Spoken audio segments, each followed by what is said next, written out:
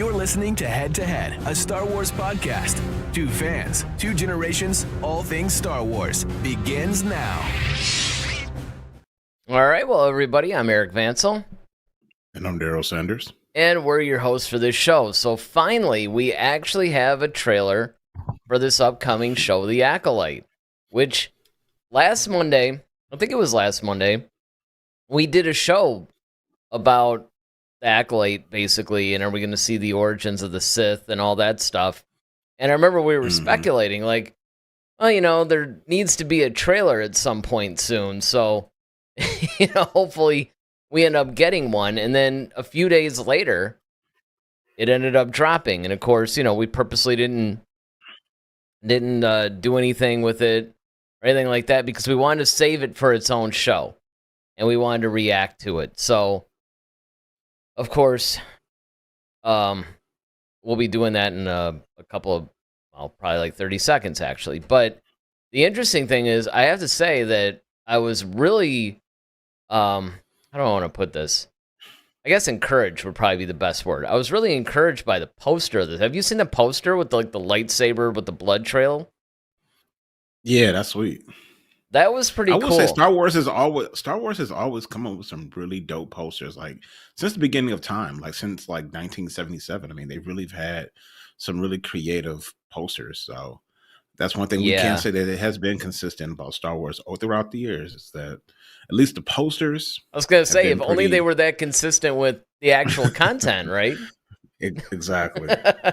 Dragonfly joins us. He says, it looks cool. This could play out like a Jedi cover-up. So, yeah, we're going to basically get into this pretty quick, actually, because, like I said, that's one of the things that always drives me nuts, right? Like, you click on a YouTube video, and you're like, okay, cool, and then it takes them, like, 20 minutes where they have a bunch of useless banter about, you know, whatever, and you're just like, come on, guys, get to the trailer. So, I think what we're going to do now is we'll get to the trailer, and usually what we like to do, especially because this thing is live, not so relevant when people are joining us after the fact, which is even more the reason to get to this thing right away.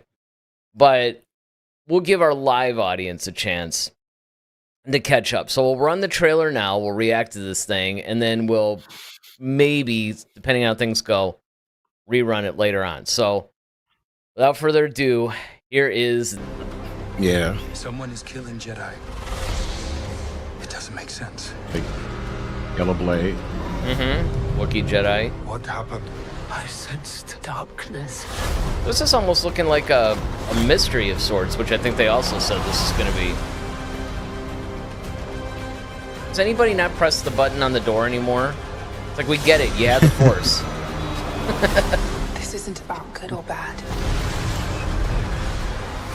This is about power and who is allowed to use it. What is that? That's pretty cool. Nice. Yeah, that's really nice. This is very... You could tell this takes place during the High Republic, because it's very High Republic.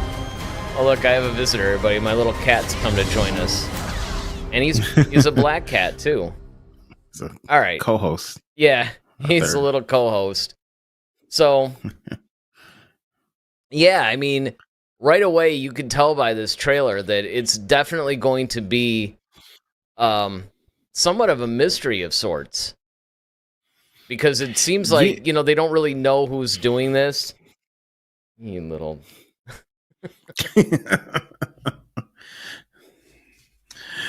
You little minx. Yeah, well, I mean, it'll get us views probably. People love, like, cat stuff. Oh, wait, David's got a chat. I want to get this chat in if I can. Dude. Yeah, Felix is over there having a time. This cat is like, you know, he leaves me alone the whole day, right? And then he decides he wants to crawl all over me. Okay, like that's the computer. Yep, that's the computer. Reminds me of the early days of COVID with all those Zoom meetings and stuff where you'd see, like, cats crawling all over everybody. But yeah, David says, hello, gentlemen. It's Star Wars Day. Low-key, this trailer was cold. I don't know what the controversy is all about. Yeah, we'll address that in a second. And they casted Trinity, someone who can actually act. Well, there's actually a lot of people who can act in this thing. I mean, in a lot of the Star Wars stuff, to be fair. I mean, a lot of times I think people blame the actors, but the reality is it's really more the writing and the direction that's at fault. You know? Yeah. I Oh, mean, I think. hey, Doug Uh-oh. Doug actually chatted in. He said chicks. Good. So many chicks. Well, this is actually a good time to address the whole Controversy. yeah, the controversy. So it's interesting because I wanted to see this thing for myself. And I mean, you could tell, yeah, okay, fine. They definitely have they've definitely striven to cast like a Agenda. diverse set of actors and going on the whole agenda thing, and it's the woke agenda. But what I'm curious about, though, with this trailer, though, just basing this on the trailer, again, we'll have to see on the series, but just basing this on the trailer, I mean, okay, yeah, obviously they're going to do the whole, yeah, we're going to cram the agenda down, but I'm wondering, though, if unlike some of the other projects, unless it may not actually make its way into the story. You know what I mean? It's almost like, okay, fine. Yeah, we'll we'll cast like every race, every type of a thing. I'm sure that they'll put a chick in it and make her gay, you know, because obviously Leslie Headland herself identifies as queer. And the big controversy came about because she's been talking about, yeah, you know, I want to make stuff for trans kids. I think a lot of her comments have really freaked a lot of people out, rightfully so, in my opinion. But I don't necessarily know if the Acolyte is going to reflect this stuff. Like, I don't know if the Acolyte is the project. Doug.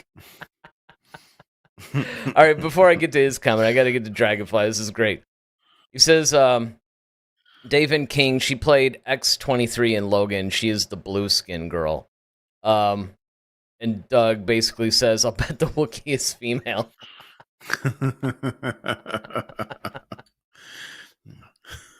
I'm actually curious on who it is because the High Republic does have a Wookiee Jedi. I keep forgetting his name, though. But yeah, I mean, you know, look, that whole agenda thing is real. Like I said, I got a poll actually up right now on our channel that you guys could take where it's kind of like, did you enjoy the trailer? It's like, yes, no, or not sure because of the whole woke agenda thing, which again, a lot of this I think is based on things that Leslie is saying in these interviews that's freaking everybody out about this project. And other than, obviously, there's very few guys in this at all. I mean, obviously, with the casting, they've definitely shoved this whole agenda thing down our throats once again. I am wondering if that's actually going to really go through the entire show, or is that the extent of it? I think that, you know, one, I mean, you know, obviously, you know, there's going to be controversy because of a lot of things that she's saying and the way the state of the world is in it, as far as, okay, we've accepted a lot of things, but it's like, okay, some things we don't need to be beat over the head or, you know, have things, as you said, like forced upon No us. pun And I intended, think, right? yeah, right. But I think, you know, like there's space, no pun intended, once again, for everything. I think that you can We're on a roll have, here. you know, like we've always said it, and you know, I don't want to be a dead tauntaun or horse about this, but like, all right, there's strong women in Star Wars. It always has been. You know, we since the onset of Carrie Fisher, you know, being the prototypical one, if you really want to use that terminology. And then you've had other ones like Ahsoka and things of that, and characters of that nature who have proven to be strong, and you don't need to shoehorn or force certain characters because of the way of the state of the world. You also have I think you have more of an obligation to the fans just to deliver something quality. And we keep saying this over and over, you know, just give us quality. And my thing is, don't don't sacrifice the story just for an agenda. That's the big Because thing. and that's really the big controversy. And quite frankly, when I first saw this, it's kind of like, all right, it gives you Crouching Tiger, Hidden Dragon. Yeah. Some parts of that, like, and for me, once again, I could take it or leave it. I mean, in some ways, it was definitely cool. an underwhelming. It's underwhelming. I mean, I don't know. Maybe it's because it doesn't give you enough information. I can see where what you and I have discussed, the possibilities of what the Acolyte could be. This trailer did not live up to that. However, I will also say, though, if they do lean a little bit towards the whole murder mystery vibe type of a thing, to where they make this kind of a because you and I talk about all the time, they could actually start to introduce more genre-specific things into Star Wars. And if you give us like a little bit of a mystery thriller, that could be different. And, again, I always tell people this all the time. It's like, look, we even say this when we're talking about a series, right? We'll review the first like 2 episodes or something out of, like 12 or something. And, people are just going in like, oh, this is terrible. Once again, it's Disney Star Wars. It sucks or whatever. And it might. And a lot of times it does. But the thing is, I always caution people, look, don't judge an entire series based on the first couple of episodes. You can judge the tone. You can judge maybe the setup. You can judge the execution, the direction, the writing. You can judge a lot of things based on what we know so far. But don't go so far as to say, the whole season is insane. And I would say the same thing with a trailer. It's like, I don't know. Yeah, I mean, it's you use a perfect word. It was underwhelming. Yeah, it was some cool things in it, sure. Making it more Crouching Tiger, Hidden Dragonish kind of takes away from Star Wars.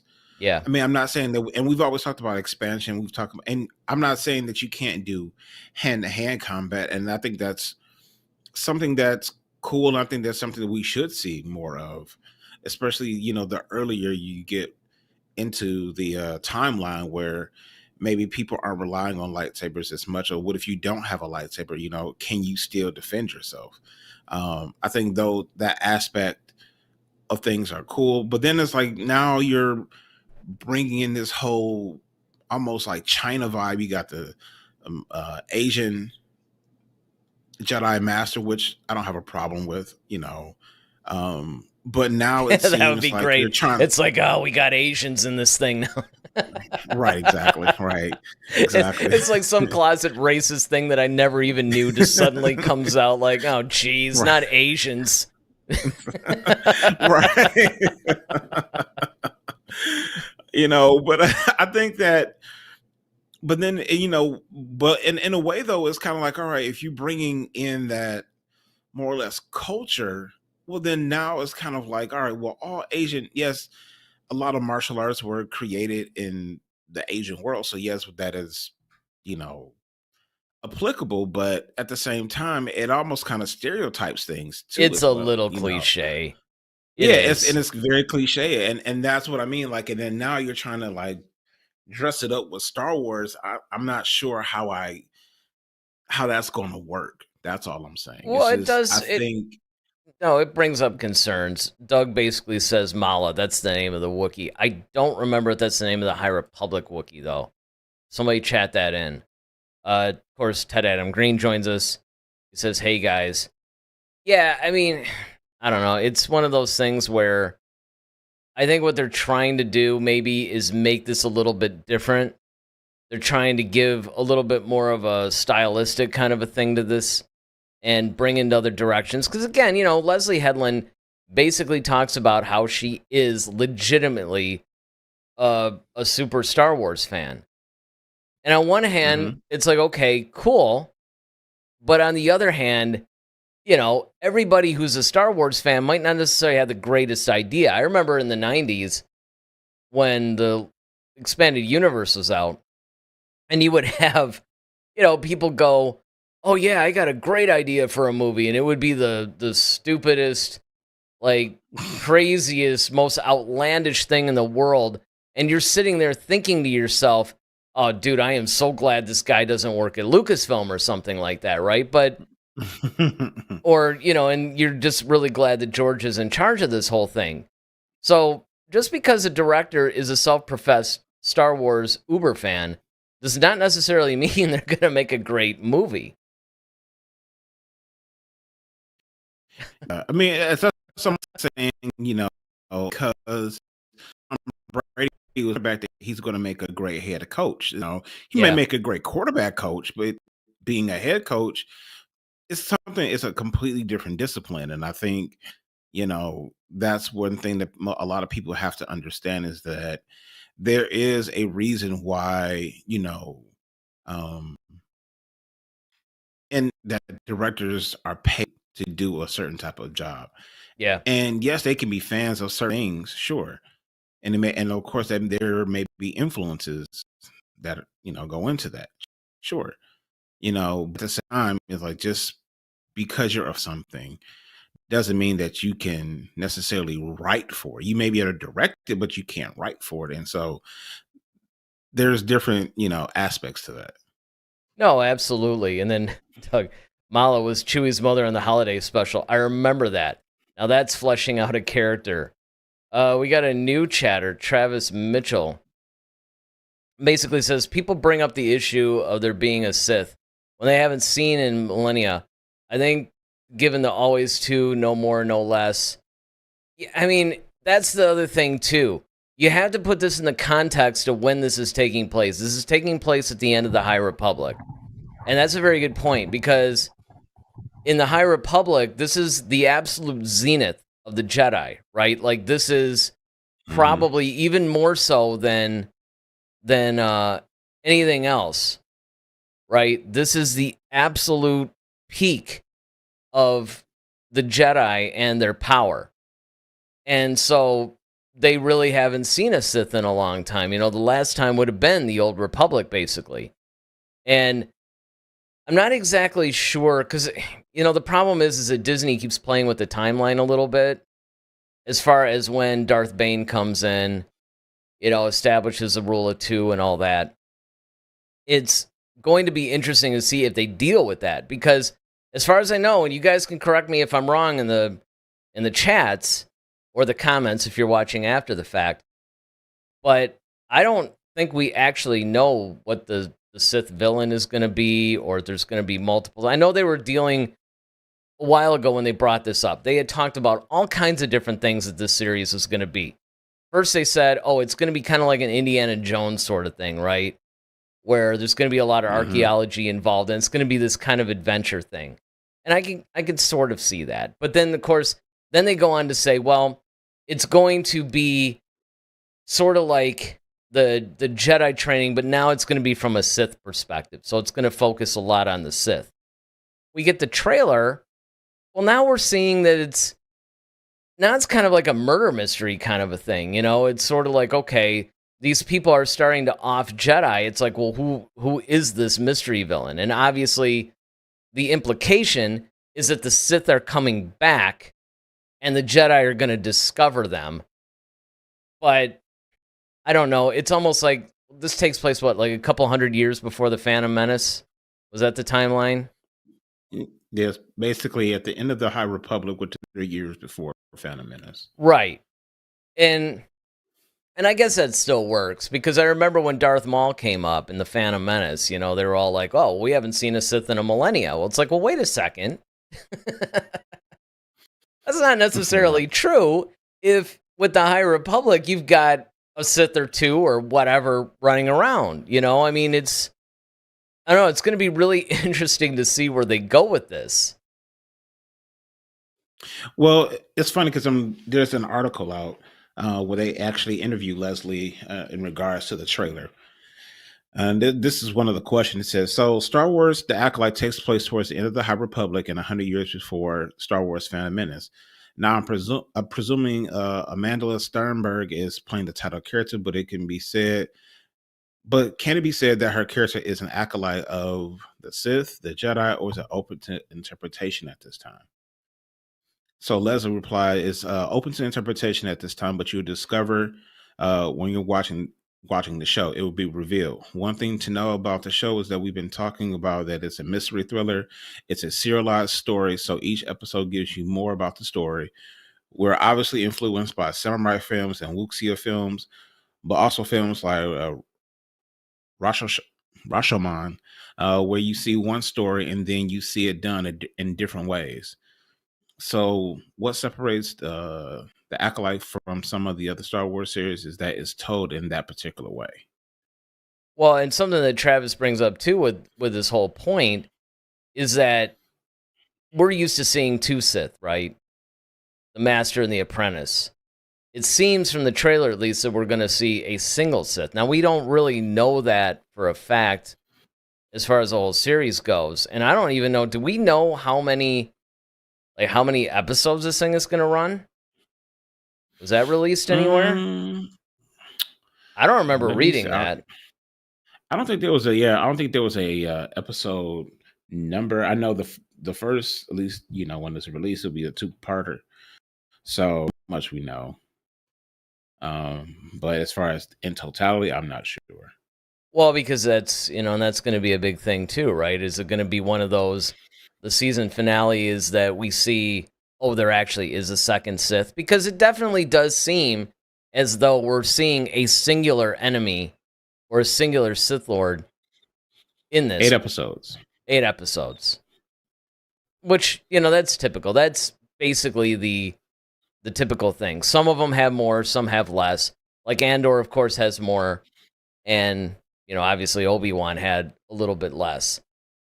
But it's really interesting to me, too, because another thing that they decided that they're going to do with this, and I think that that's going to impact these episodes quite a bit, is they're trying to film this stuff more on practical locations and rely less on the volume, much the way that Andor did. And I think that that's a really good decision, especially given the subject matter, because that's where I really think that Obi-Wan suffered. Mm-hmm.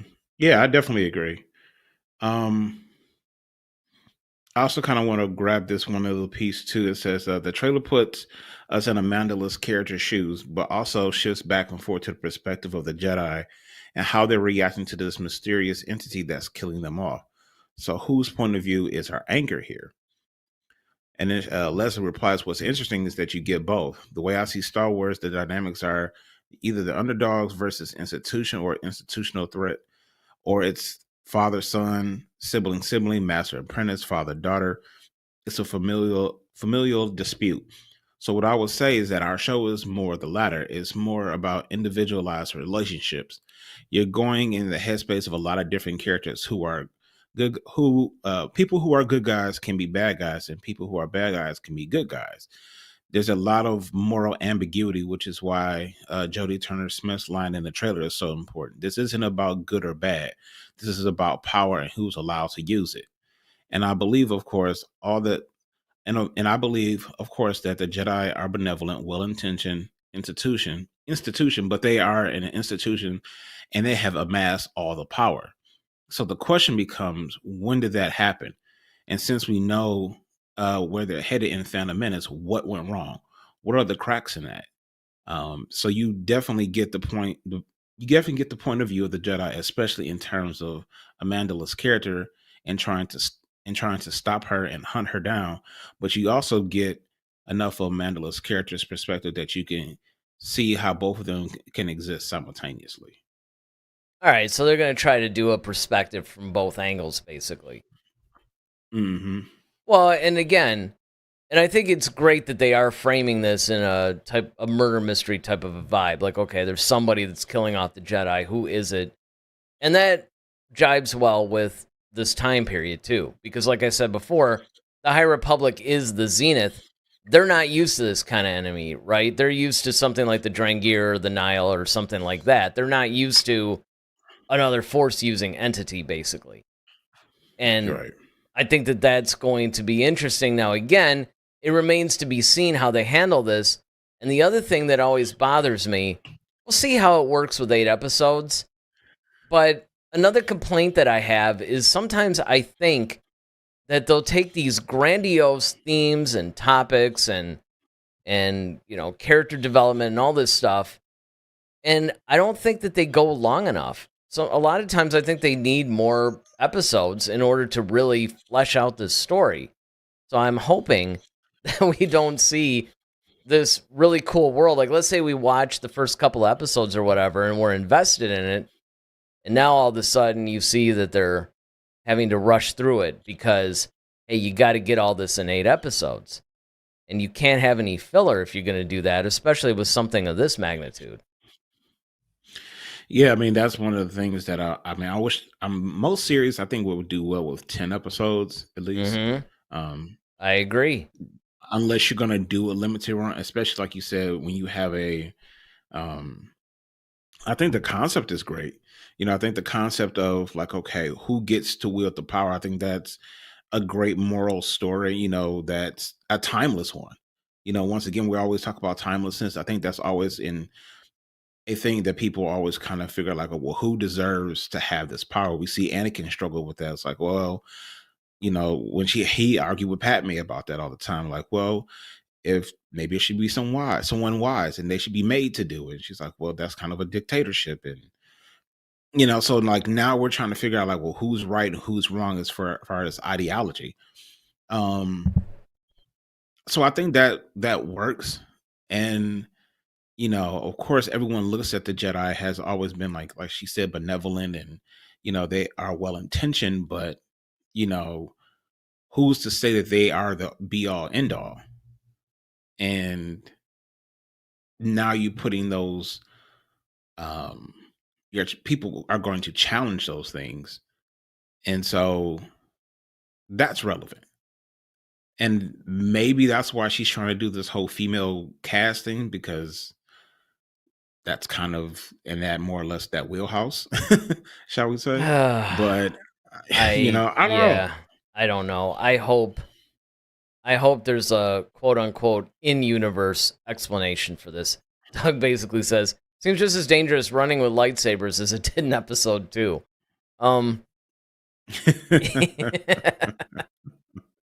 Well, and again, this actually brings up another point though, because all right, we got the High Republic, and it really makes me wonder if Leslie Headland has actually read a lot of the High Republic stuff, or at least consulted with the authors who have written this thus far, right? Because you have a lot of novels right now. I think they're into like, I don't know, phase 4 or something like that, where you have all these novels and comics. Because again, this is going to be the first, like, let's just call it on-camera depiction of the High Republic, right? We've never seen the High Republic in any kind of a visual medium.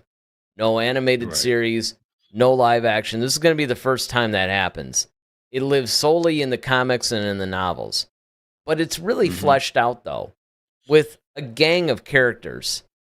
And my biggest thing is, where did these Sith come from? Because you actually, now, full disclosure, I haven't read every single piece of material that's come out on the High Republic. I started out pretty good, but they kept churning these things out pretty quickly, and I couldn't keep up, right? So there's a lot of different characters, and a lot of them, yes, are actually female, so that works. But my biggest issue, though, is that there isn't really any villain. Like I said, you have the Drangir, you have the Nile, you have, pirates, you got various other threats, but it's like, well, okay, the Sith, though, have, to my knowledge at least, in the later High Republic novels, haven't been introduced. Now, again, they're playing in a sandbox that's still, 100 or 200 years or so before the Acolyte takes place. So, but what I'm saying is that I'm really hoping that they actually give us the whole, hey, where did these people even come from? And maybe that's what this trailer is about. Like you said, who gets to wield this power, right? Because on one hand, if people discover the dark side and they discover that there's another really cool use of the Force over here, I might be going in this direction. And you have a little bit of a split between the High Republic Jedi on, I guess, what is the proper use of this power. then yeah, then I could see that. Then I can see, okay, this is in a way giving us an origin of the modern rise to the Sith. But if that's the case, we got to see Plague. We're only 200 years before the Phantom Menace. Plagueis has to start to come in. You know what I'm saying? Yeah, well, the thing is, I think what I think is it's kind of this the Acolyte kind of reminds me of Captain America's Civil War. In the sense of like that was a great story because it really broke up the Avengers in a way, in a sense of ideology. You know, you had Captain America and all those guys that look, you know, granted we're not perfect, we're not going to have all the answers, but hey, we're the best the world has got, you know, against these threats or whatever. And then so we're going to keep fighting, we're going to keep doing what we need to do because that's what we're supposed to do. He's almost like the Superman fight for truth, justice, and the American way type thing. And Tony Stark over here is just like, yeah, you know, um, but he understands like, okay, but you know, we're coming at a cost. Like, okay, we're costing real human lives. Like people are affected by our decisions, and we're just Right. going about making these decisions based upon like there's no governance over us. We're just kind of like, well, we just feel like we should do it, and that's it. And it's like, okay, well, how about, you know, you use a little discretion on this one? How about you use so for that in Star Wars, I think that's cool because once again, it puts things on its head. Who should wield the power? And you're always going to have people who are going to say, like, hey, you know, I think I should be able to do whatever I want. I don't want big government trying to tell me what to do. I should be able to do what I want as long as I'm not bothering or infringing upon anybody else. Who cares? And other people's like, yeah, but and once again, like it's a timeless argument. So I Yeah, and I think mean from that standpoint, that I mean works. Yeah. that does work. But what I'm saying And I though think is, that's how you get the modern Sith. No, that's what I'm saying. I'm agreeing with you. Like I think well, that's how you get to the modern that it snowballs into a situation. I mean, that's how you get a Palpatine almost because it's like, well, who are these people to say that? Because eventually the minds become, well, who are you to say that you should be the one just to dictate what the Force does? And I think right. Palpatine ends up becoming a champion of that. But what I'm saying though is that you have to frame this with what's already existing in the High Republic. Granted, you do have a couple hundred years you can play with as far as, okay, this is Mhm. what has transpired. You can go, okay, well that was 100 or 200 years ago. This is what's going on now. But you got to be careful not to paint yourself into a corner. Let me see. Peter Griffin's got a comment. He says, instead of it being Tenebrous, I kind of hope the big bad is Trinity. If she is the dark sider, the Jedi would never even know. And yeah, I mean, there's a lot of speculation on who it's going to be. And again, we're just assuming that it's a single Sith Lord, right? I Mhm. mean, Yeah. I mean, this is based on what we know of the trailer. I don't know. Maybe there's some information because, again, admittedly, we've been wrapped up, well, not just in our respective jobs, but there's also been, we're in the middle of the Bad Batch review. So we've been sort of in a Star Wars bubble for a lot of things. So I admit that there's probably some information perhaps that has escaped us. But I don't think that they've really truly revealed everything about, is it going to be a single Sith, is it going to be multiple, or anything like that. Peter goes on to say, does it seem like she uses a saber, maybe because it bleeds red? And that's another thing too, is that you do have the whole bleeding the kyber crystal thing. And again, it makes me wonder, what are they going to do as far as the origin of the Sith? Are they really going to talk about, okay, just like Yoda eventually takes the things that were happening in the High Republic and he sort of reshapes the Jedi into a different thing that we come to Mhm. know in the Phantom Menace and beyond? Is there a similar thing happening with the Sith where, okay, for millennia they operated this way, now we're going to go this way? Now we know from the old Republic games that there definitely were red lightsabers, But they only recently canonized the whole, hey, you create the red lightsaber by bleeding a kyber crystal, and that's how it works. Are they going to feature that? I hope so. Yeah, I mean, this is just the first look at it. Um, I think more trailers the closer we get. We're in March now, the end of March. So we got this at the end of March. I'm sure by April or May, definitely we'll be seeing more of this because it doesn't release until June 4th. Yeah. Maybe by May the 4th, we may even have more content, especially for the Acolyte, because then it'll be like a month away. So I think we just need to kind of have to stand by as far and kind of wait to see what more of the story we can kind of piece together from various trailers or interviews and content that is kind of provided. But well, that's the reality of it. This, but yeah, the fact is that we're Star Wars fans, so we speculate things to death. Before you move on, let me get this thing in from David. He says, Daryl, your reference to Captain America was brilliant and how they could use it, but they won't think about it as deeply as you have. I don't know why. It's been cutting off the comments. Let me see what else he says. In theory, mystery and the struggle of power would be great. Well, I think that's actually the direction that they're going in, though. I don't necessarily... I think that your Captain America reference is based off of what you're actually seeing. Now, granted, they might not necessarily think of it as deeply as you would or we would in certain respects, but it does seem like this is the direction in which they're going, which is encouraging. But, it's Disney. They could mess this up. I really hesitate to get too excited about this thing. But you were going to go in some other direction just now.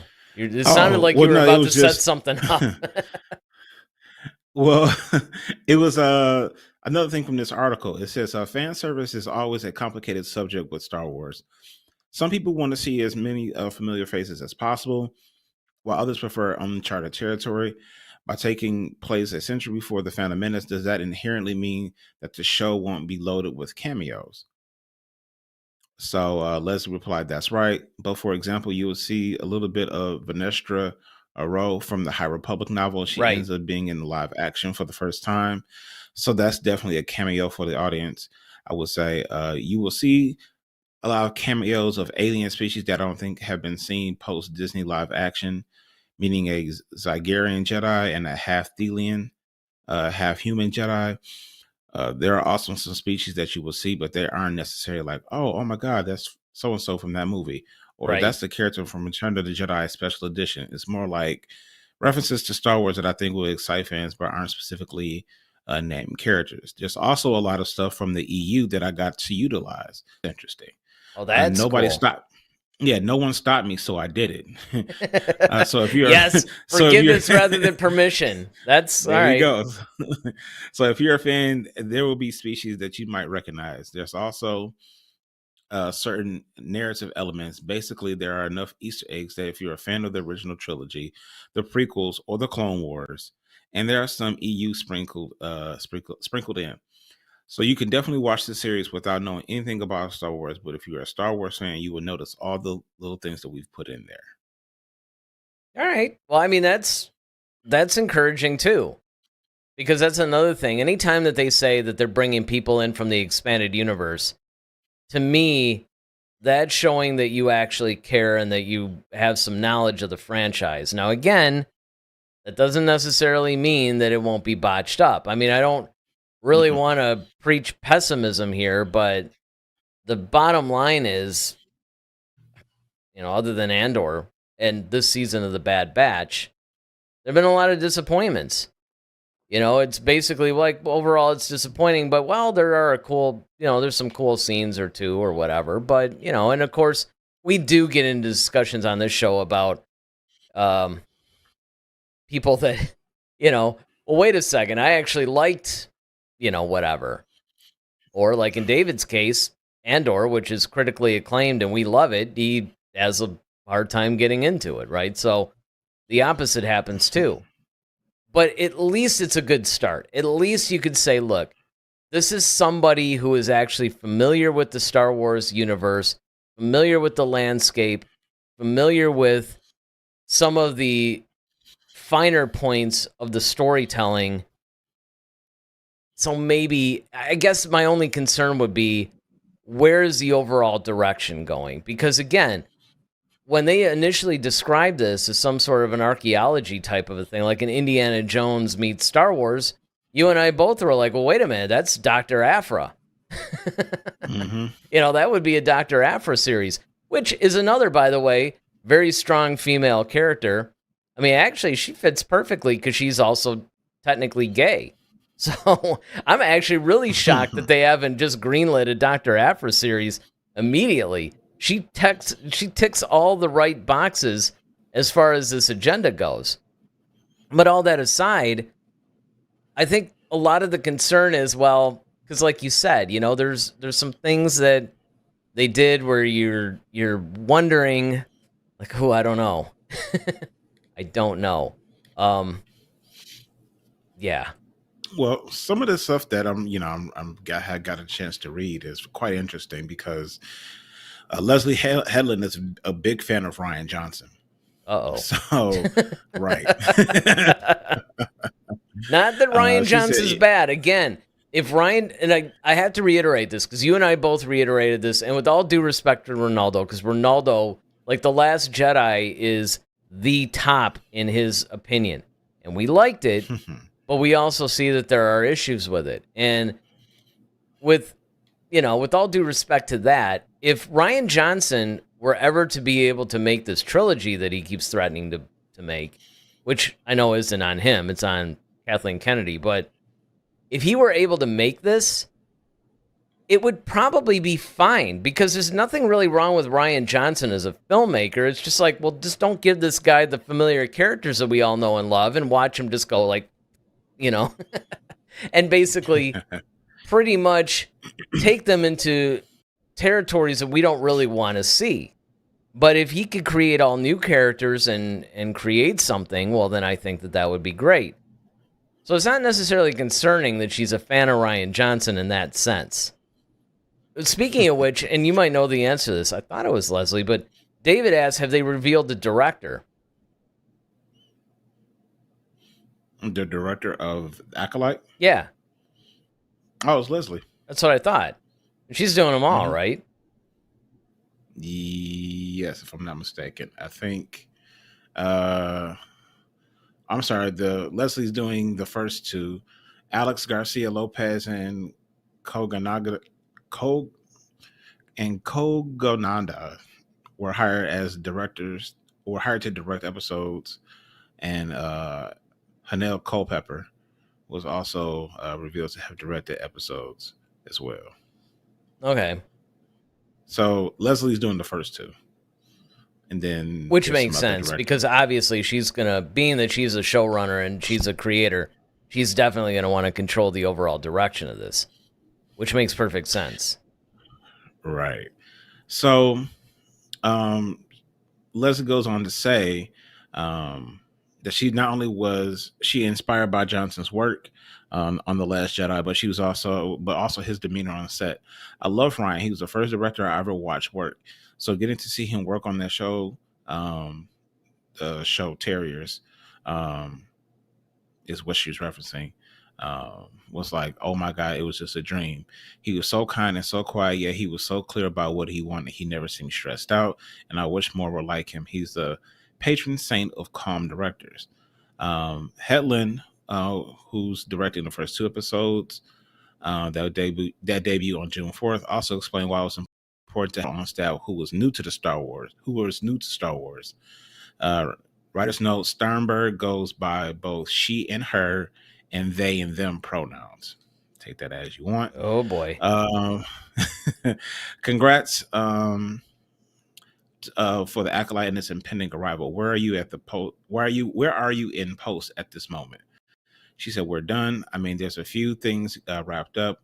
We're a little late on ADR because of the actor strike, but as far as I know, I believe all of that has been approved and delivered. So the Cliff Notes, they said, what's the Cliff Notes your way of of getting onto this project? What was your pitch basically to Lucasfilm? So she says the Cliff Notes version is that I love Star Wars. I absolutely adore it. And as soon as Russian Doll came out, I was like, I'm calling Lucasfilm. That's where I want to work. That's what I want to do. And so I pitched them.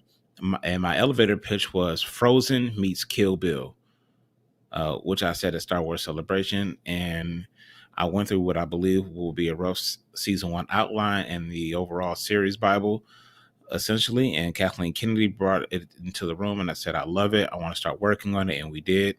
We did a lot of development on the scripts. We had a really great writer's room.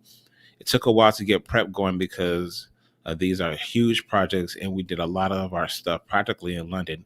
We didn't use the volume at all. So it's a lot of prepping for the show. That's cool. Well, and here's the thing that, once again, don't want to sound the alarm too much here, but as far as Frozen, there's been rumors that, they're going to try to make Elsa gay and, for another Frozen thing. And it just, so maybe that might not be the best thing, but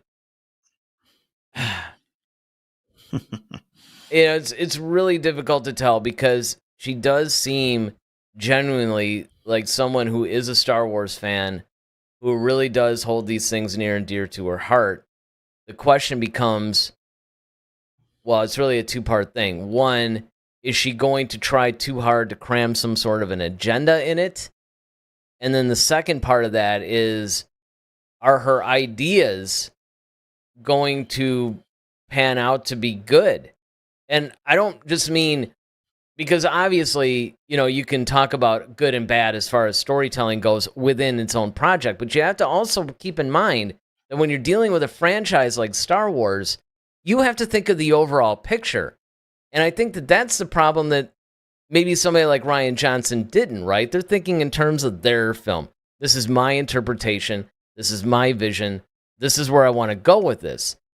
But what you're not thinking about is the decisions that you make are now going to affect multiple projects moving forward, because now you've established new and possibly different canon that other creators are going to have to adhere to for decades to come.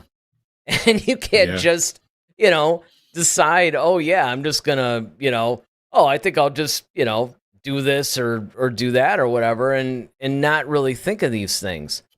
David writes in, the chick with the purple hood in the trailer reminds me of the psycho chick from Ahsoka. I was thinking that too. Shin, what's her last name in Ahsoka? Shin something. Shin. Oh, Shin. We'll just leave it at that. Yeah, just say Shin. Hopefully she's not one-dimensional. Sorry, why is that cutting out the comments also? Sorry, I don't remember names. Trinity looks like a beast. Yeah, look, we don't either, because there's a lot of times where, we'll learn the names after a while, but I mean, for the most part, honestly, yeah, we're the same way. I mean, up until like maybe like, I don't know, after the prequel trilogy, I was pretty much a really good encyclopedia of Star Wars. I knew everybody, expanded universe, like all of that. But, after a while, when something's been going like 30, 40 years, man, I mean, you just gotta, there's just so much. And then, of course, you're older. You're not like 15 anymore where this is what you live for. I mean, you start to have actual responsibilities out in the real world. It's like you get some like 12-year-old kid going, oh, I can't believe that you're doing a Star Wars show and you don't remember this guy's name. And I'm like, well, dude, I've got other things I got to worry about that you don't. So take your foot off the pedal here. I'm not necessarily committing all this stuff. I mean, and not to mention the fact that it takes a little while. I mean, you can't introduce some character for like 10 minutes of some episode or something. And then, now granted, the hardcore ones, the ones that we always joke about, that there'll be some out of focus character in the background, and that hardcore fan could give you like an entire dissertation on who they are, but I've never been that guy. You've never been that guy. Exactly. Not at all. And our show honestly deals with overall themes and things like that. We're not about the whole minutia of it. We're really more about, breaking these things down, talking about the philosophical points of it. like I've often branded that this show is the Star Wars show for normal people. I mean, I hate to. I mean, granted, maybe in this day and age, that's not the best. That's not our tagline. Our tagline, right? Our tagline is actually, two fans, two generations, all things Star Wars. That's more the whole. Yes, that works in 2024. But I mean, the reality is that we're just like you guys, right? Something comes out or whatever, you want to talk about it, and this is where we talk about it. We talk about it here in our little community that we have that we're trying to grow and hope that more people become a part of, and we can talk about it without getting too geeky about it, but at the same time deal with it in more of an adult way as well. And I think that that's where I'm hoping that these showrunners are approaching it the same way. Where they're not necessarily either trying to cram their own agendas into it, because again, one of the things that makes Star Wars an enduring franchise is its timelessness. And the thing that bothers me about where Disney has gone lately is that they're stripping away the timelessness of it. And, there's other remakes. Like, for instance, have you seen the remake of Roadhouse yet? No. All right, I watched it last night, and you guys have to understand, I'm a huge fan of the original Roadhouse. Huge. All right? But I think that even though there were some aspects of it that were not good, like Conor McGregor's acting is abysmal. Abysmal. But yeah, I could believe that. But he fits in with the over-the-top nature. And there was a lot of really good, like, it was a fun movie to watch. It was fun to watch. I mean, let's face it, the original wasn't exactly an Oscar contender either, right? But with the original, they did delve a little bit deeper into the bouncer culture and things like that. Where in this one, because this version of Dalton wasn't necessarily a bouncer by trade. He was a UFC fighter, or MMA fighter at least, and, he just happens to take on this job. The thing is, though, I think that overall it was good and fun, but it also didn't take itself too seriously, and it retold the story in a more modern way. And of course, you could go in and you could dissect it, and you can, compare it to the original and all this other stuff. And, if this weren't a Star Wars show, I would be all into that.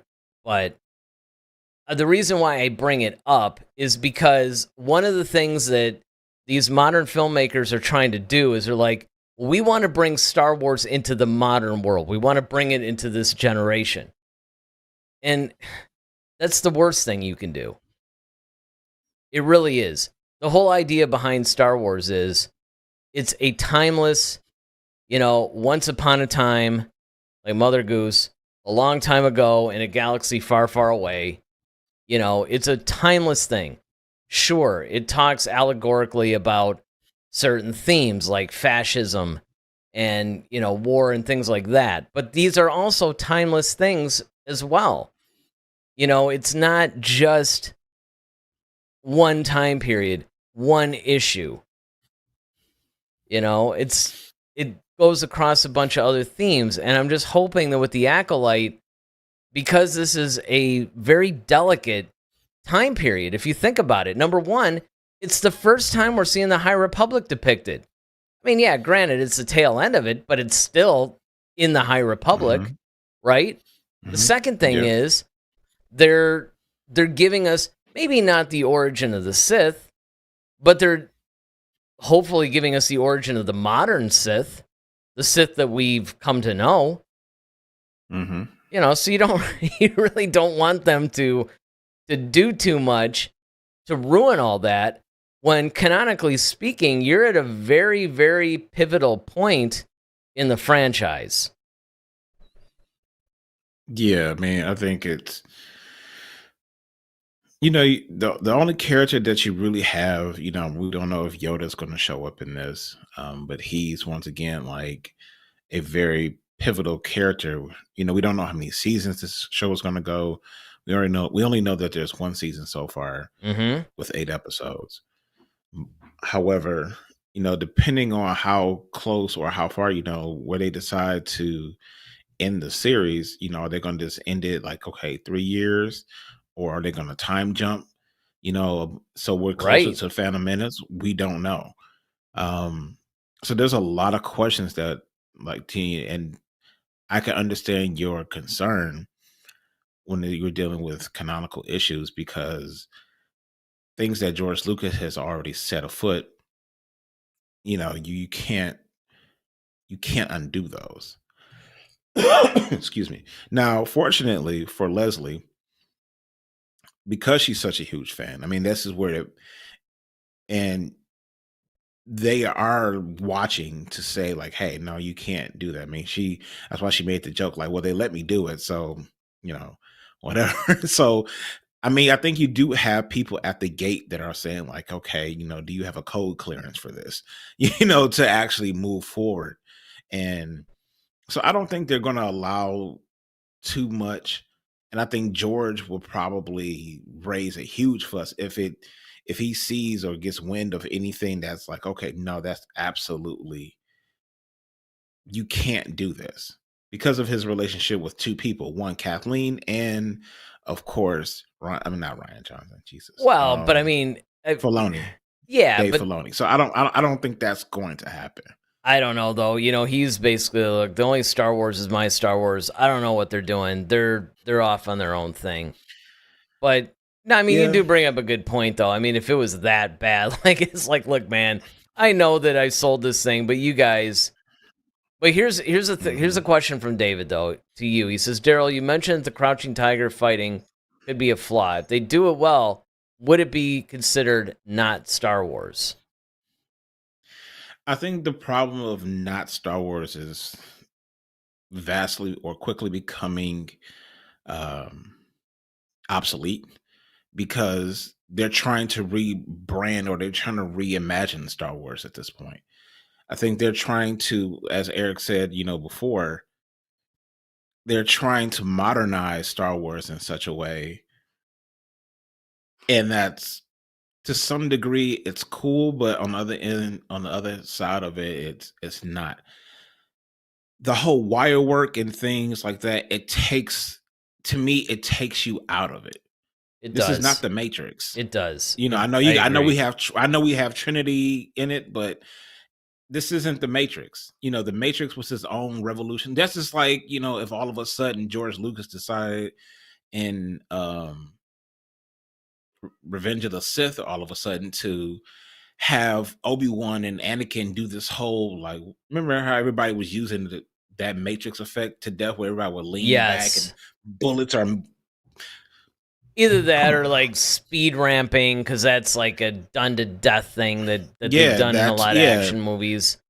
He never Exactly, adopted any of those because one of the things he that had his Lucas own said, thing. exactly, he knew what Star Wars was. He wanted it to feel like Star Wars. And the problem is, like with the whole speed ramping thing, that's a very dated technique, very much the same way as like a white flash thing in video was a very 90s thing, right? Mhm. You would see that as a Yep. transition in 90s television a lot of times.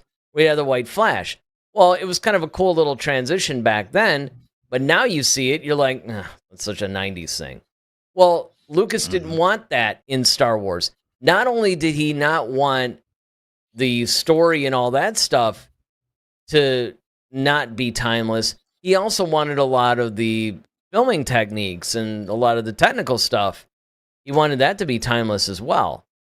And so I Well, think not only that, that's where you get this from, and we've covered this before, Eric, but see, this is the other part of this is what makes Star Wars so unique more than any other franchise, is that you had a person who, in the name of George Lucas, who was a visionary.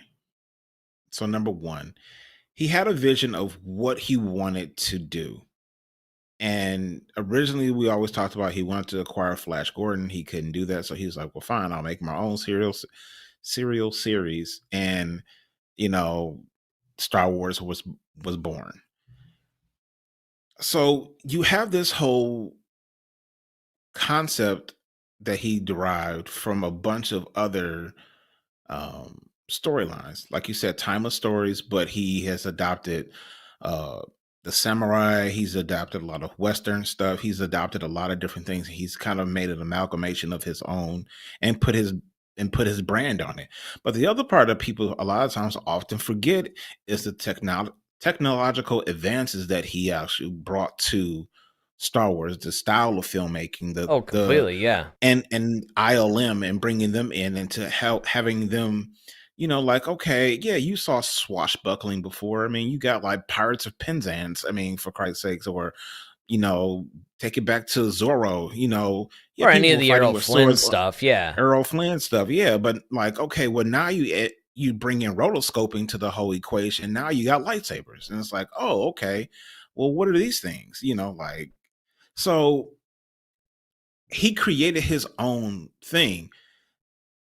The problem is like, all right, if you're bringing this whole crouching tiger, hidden dragon, matrixy type, that's early 2000s. Yeah, I mean, like, exactly. why don't we just have them wear long t-shirts again and bandanas and like, we did in early 2000s. I mean, at that point, that's not advancing.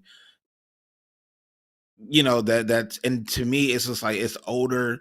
That was cool to us back in early 2000 when you saw it, and then but that got outdated pretty quick because every Jet Li movie had to have him Every single thing. flipping. Yeah, and yeah. it just got like, okay. I mean, it got so this bad. again. I mean, when the Charlie's Angels movies were starting to use it, Oh and you're my just God, like, yes. all right, man, look, I can't even buy into this anymore. That's the Exactly. thing. This So is with that, let's watch the trailer again. Just now that we Yeah. talked about it a little bit, let's watch it again for the benefit too of anybody that may have joined us. So as Ian McDermott basically said before, what was it, Rise of Skywalker, right? Rise of Skywalker. Yeah, roll it again. again.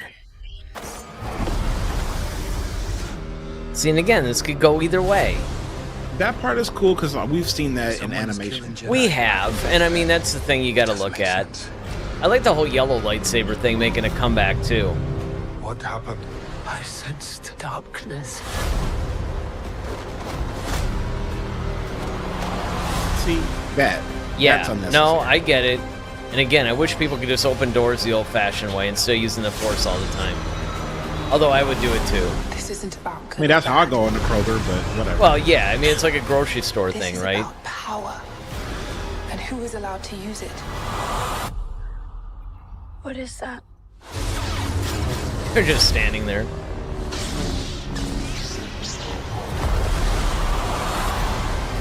See, and again, I mean, that's it. It's cool, but I don't know.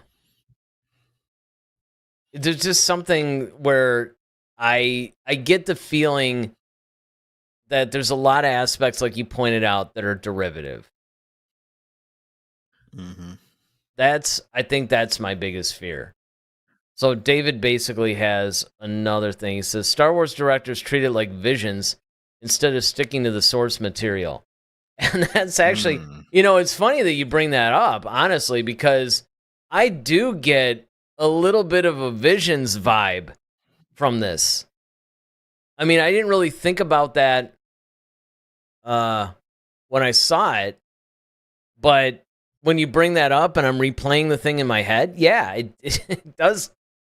It is reminiscent of that. But again, I think a lot of that is because the whole anime thing, Mm-hmm. I mean, of course, there was the first episode of season 1, which was that like lightsaber umbrella or something weird like that. Remember that? Oh, the Ronin episode? Yeah, the Ronin episode. Now, Ronin was cool, but again, Ronin could fit into this world.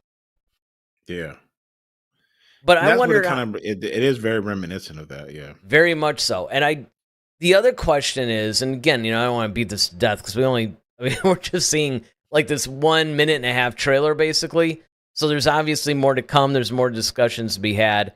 And I'm sure that once they start rolling out the episodes and we review them, we're going to be having questions based on the episodes that we see. Well, what do we want to see in the next episode? Kind of like what we're doing now with the Bad Batch. But I do wonder though what they're going to. I just kind of lost it. I did too much setup. This is what happens when you do too much setup. But I wonder. Well, I wonder how much of the actual High Republic they're going to put into this. I wonder how much of some of the lore that we know that's established are they going to put into this, and how much are they going to try to create as far as more like an addendum versus just, you know, making a live action version of some of the things that we've seen. I do wonder that. Yeah, I mean, I'm as we often say, I just want a good story. I want a good Yeah, I story. know I it's want I just want a good story, great acting and directing, and just make me care. Like, like make me care, make me feel like I'm a part of this journey, whatever we're on. I think a mystery thriller, I think that's awesome. I think that's a great place Mm-hmm. I think they're some of the themes that they're running with, especially when it comes to like almost like moral turpitude. I think that's a great angle because that's always going to be there. Like she said, whether it's the government versus the people versus father and son, sibling, whatever the case may be. We've seen it in every form of in every type of movie, just about. So I think this is cool. It just has to be executed. That's just the thing. I think that's just my main issue is Mm-hmm. just, can you execute this sheet of music almost? Can you play it? And that's basically what it's like, man, on paper, this looks like a phenomenal song, but can you play it? Well, and I think that a lot of those concerns actually showed up when you're reviewing the trailer, right? Like, there's a lot of things. I mean, David even comes in and says, "You want a lot, Daryl. It's not Christmas." But it's essentially yes and no, though. I would actually counter that. I mean, I get it, but Yeah. I would almost counter that and say no. Really, what we want. It's not so much that we want a lot from this. It's that what we do want is quality, right? There's only like three things that we really want. We want a good story. We want good execution, which obviously would incorporate the acting, the writing, all that stuff. Hmm. And then we also want a furthering or maybe enriching of the canon. Because David brings up a Or good point just too, where he's talking about the whole, well, you know, is it better that they veer off, or they should be sticking to the source material instead of doing a Visions like thing? But you do have that dichotomy where it's like, on one hand, you want to advance things, so you don't want everything that's so derivative that it's almost incestual. But at the same time, you also don't want it to feel like a completely different project either. see, and I think what happens with a lot of people is that they're looking for um I think a lot of people are looking for the phone model to jump versus the update. Mm-hmm. I So could see that. a lot That's a a good lot of analogy. a lot of people, when you get whether you have an iPhone or Android, whichever one you subscribe to, um but I'll just, for the sake of conversation, use iPhone.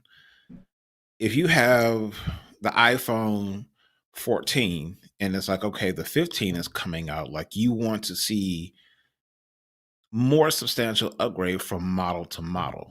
But then in between there, you do have upgrades that either fix problems or add minute um, Yeah, like more emojis advantages. or something, or Yeah, or maybe it increases something. a battery life or something. Or Yeah, no, that's absolutely true.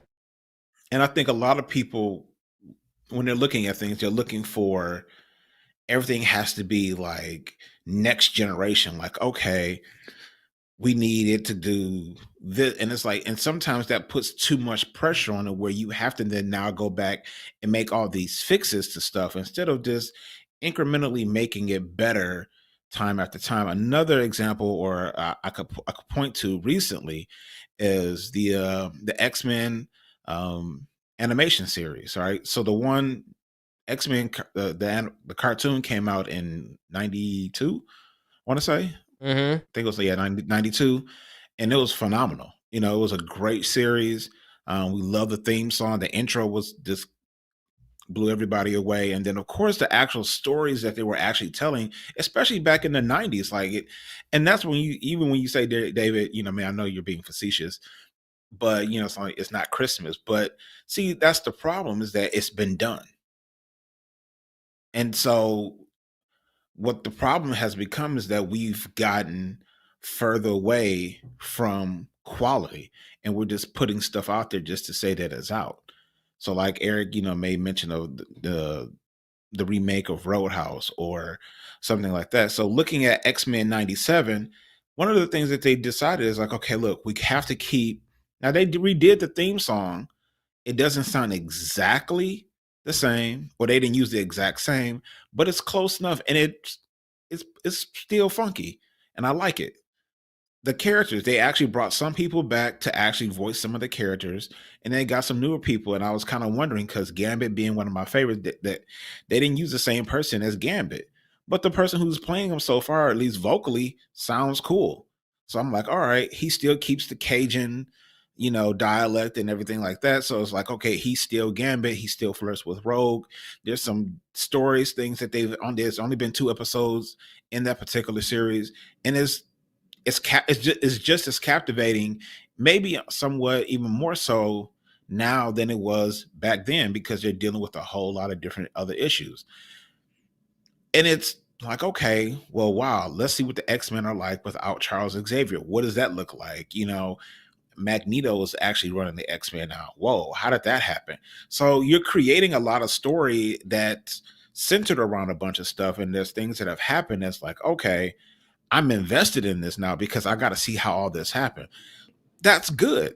You've taken a story, you've taken a concept that we all loved, it worked with actors, the music, the theme song, and you've incrementally made it more modern as far as the drawing and everything like that. Everything has gotten better.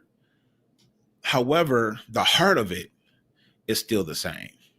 Right. And that's what we're asking from Star Wars, is that the heart of it is still the same, and you're not trying to make the X-Men the Fantastic Four. They're not the Fantastic Four. Or you're not trying to make the X-Men the Avengers. They're not the Avengers. They're the X-Men.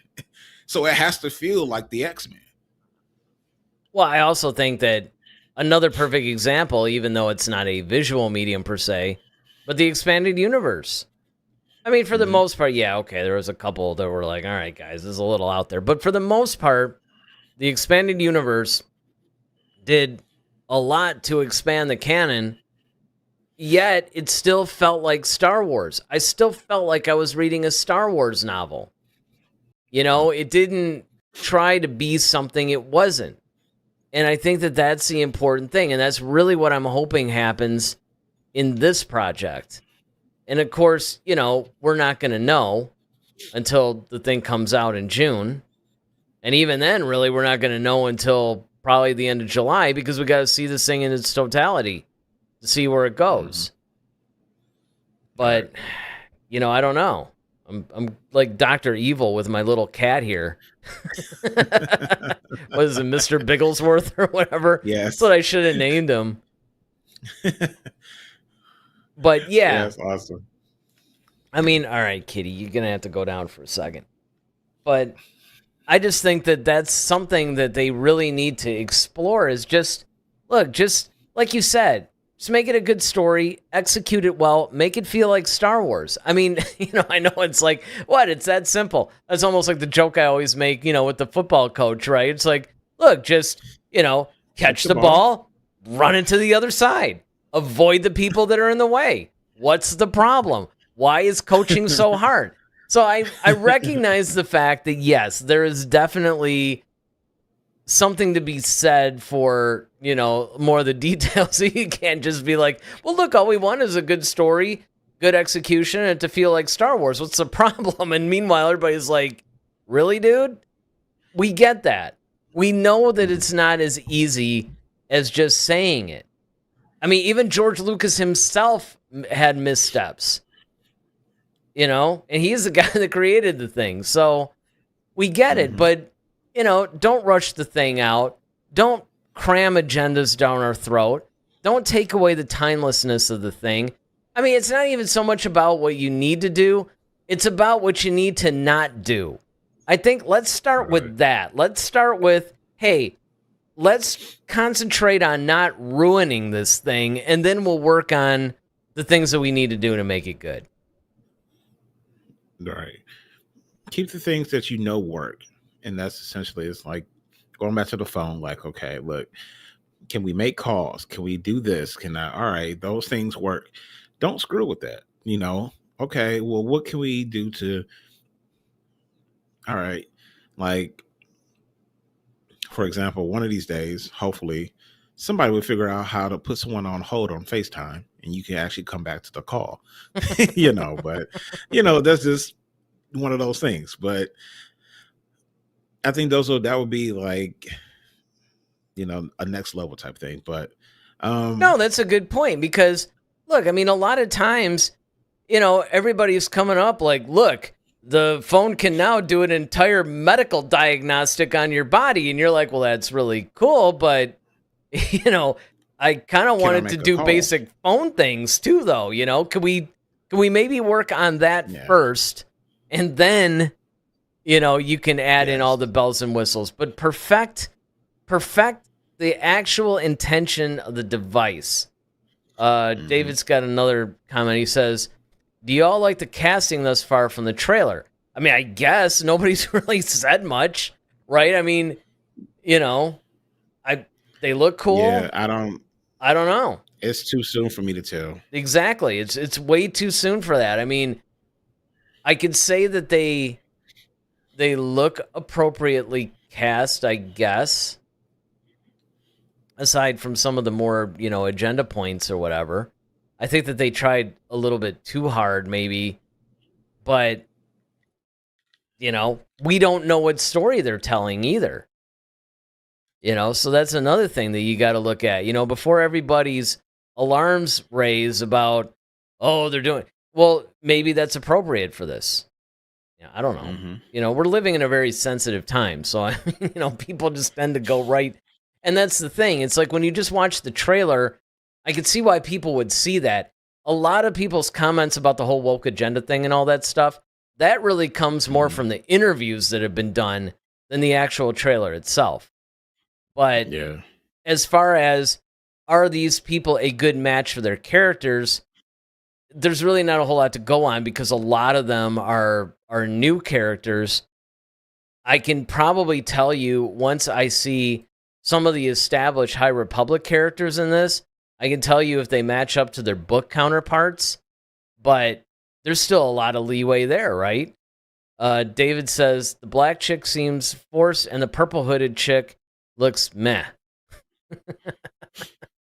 What does that mean? You know what? It's a day. I should start a sheet of Davidisms. Davidisms. Yeah. Peterisms and Davidisms. Yeah. But that we can put on here, Yeah, I mean, once again, I think we're all going to be more sensitive because, and that's the problem when you put things out there now, folks start looking for it. When you tell people like, oh, okay, we're going to try to include EU type characters. Okay, well, now I'm going to be looking for the EU stuff. Now, before, I was just trying to watch the show. But now, since you tell me I got to look at, there's going to be EU stuff in there, well, now I'm going to be looking for, or High Republic things, and things of that nature. So if you tell me like, oh, okay, well, we want to have diversity. Well, now I'm going to be counting. Okay, well, how many black people are in here? How many Asian people? How many women are in here? It's going to be like a census or something. Yeah, exactly. It's like, I just want it to be, like, okay, tell the story. And then, I was like, you know what? It was really, you know what? I'll come to that conclusion on my own. See, that's the thing. Well, Is like, you'll be able to tell. You'll be able to tell right away, if anything was forced, because it's like you said. I mean, look, the only time yeah, that you that's and what I'm I ever saying. get knotted up about that is when they try to change the race of a well-established character. Yeah, We hate that. But I mean, if it's somebody yeah. new, I don't care what they are. It's Yeah, don't like make Landau Cal. Don't make Land. You can't make Landau Calrissian German. Like, right, I mean, right. unless he's a black Yeah, German. But I exactly. mean, Or some like whiter than white Swedish guy. like, yeah, he's from Well, I'm Norway or Lando something like that. Calrissian, Like, that right? Yeah, you yeah, you it's like, can't do okay, that. You can't. The problem is that in order, and that's the kind of stuff. But look, if you're casting these people appropriately if they're based on source characters, if they're not, fine. I don't care what they are. yeah. A I mean, lot of people it's a galaxy. yeah. And that's what I'm saying. That's another thing too. It's like it's a whole galaxy. Like, okay, well, yeah, you have women, you have aliens, you got people with 12 arms wandering around. I mean, like, who cares? It's a galaxy. We get it. You're gonna see all types of matter of life. But my thing is, when you purposely have to address like, oh, we're gonna have this is the most diverse because we have, all these African American people. Is like, okay, well, now it just seems like you're trying to just pander to a And that's what particular it is. cultural and That's or what race. it comes down to. Or sexual orientation or any of that stuff. Yeah, It's like when or any of that stuff. you're Yeah. trying to use entertainment to right a perceived wrong of a social justice thing, that's where it's like, look, dude, just no. Just let this thing be an entertaining piece. It does not have to try to, right social wrongs or something. I mean, unless you're specifically trying to make a politically charged, like documentary or something. But that's where I think that people get a little bit too knotted up. I mean, honestly, I think people get a little too sensitive about it, and then people not sensitive enough. Obviously, extremism is the order of the day, unfortunately. But so far, from what we've seen on this trailer, again, a little underwhelming. But I mean, I guess that's really the question. How optimistic are you now versus how optimistic were you before after seeing this trailer? 6. Yeah, I would say, yeah, I'll do that. I'll be lazy. I'll hang my hat on that one too. I could give a Ronaldo number like, well, 6.57. But yeah, it's like I don't think, based on what I've seen, I still think it could look really cool. I still think that this could be a really good show. However, I can tell right now it's not going to live up to what I thought this show could be. And what I think a lot of fans can. So, I don't know. That remains to be seen. But again, as always, it's not about us. It's about you guys. It's actually been a really good show today. We've had a lot of chats. David's like, I was a 9 until you Killjoys ruined it for me. Well, you know what, though? But again, you're coming to it, though, from a slightly different perspective than we are. It's still being relatively new to the franchise. You don't have the baggage of like 30 or 40 years of being a fan of this thing. So, keep your 9, man. That's cool. It's just, and you also have to keep in mind, we're comparing this to what we expected it to be. But again, we'll just have to see how this thing rolls. But let us know. We got a poll on our channel. Go to the community tab. Take the poll. Let us know what you guys are thinking about the Acolyte. Leave a comment there if you want. Definitely hit that subscribe button. Like this video if you guys like this and you want to support us. As we all know at this point how the YouTube algorithm works. And this Friday we are going to be hitting the Bad Batch, episode 9. David's got another one. He says, I plan on catching up on everything on the Star Wars holiday, May 4th. All right, cool. Oh, yeah, right. The marathon. How many of you guys are going to go and do that? They're releasing all 9 films, right? And aren't they? They're doing a special look at the Acolyte before the Phantom Menace or after or something like that? Yeah, so they're gonna do. I don't know if we're getting like a behind the scenes or something like that, but something dealing with the Acolyte before Phantom Menace, doing the for those who were going to brave the theaters to see all 9 films basically at once. um, for the Star Wars marathon. David even said that he was actually thinking about attending with us. He actually wants like, hey, we get tickets. He wants to come hang out and hang out with the head to head cast. So We should have made that like a contest or something. But yeah, no, that would be cool. I mean, the plan is we're probably going to brave this thing. We did do the last one. So when they released The Force Awakens, they showed all 6 and then they capped it with The Force Awakens. That was only 7, and that was basically I think the Phantom Menace started like 1 a.m. or something, and then it went until like 11 p.m. the next night. So that was pretty brutal. Now it's like another 2 movies plus a little Acolyte breakdown or whatever. So, and I'm also 7 years older than I was at that time too. So I mean, more. Yeah, no, is it? No, yeah, 9 years older. 9 years older. Yeah, that was 2015. So, yeah, we'll see. But anyway, check us out. We should be back to our Friday at 11 schedule for the Bad Batch review. Ted Adam Green says he's a 7. So he's 1 notch higher than us as far as looking forward to this thing. But still, kind of right there. It's like, okay, got some concerns. But again, let us know what you guys are thinking. If you're watching this on the rebroadcast, hit us up in the comments section. Take the poll. Join us Friday at 11 where we're going to be reviewing episode 9 of the Bad Batch. There's a lot going on. And then we'll see you guys then. With that, I'm Eric Vansel. I'm Daryl Sanders. May the Force be with you. Always. Head to Head, a Star Wars podcast. Be sure to follow us on Twitter @HeadToHeadSW. Submit your questions for our next show. Visit our official website at headtoheadswpodcast.com. Until next time, may the Force be with you, always.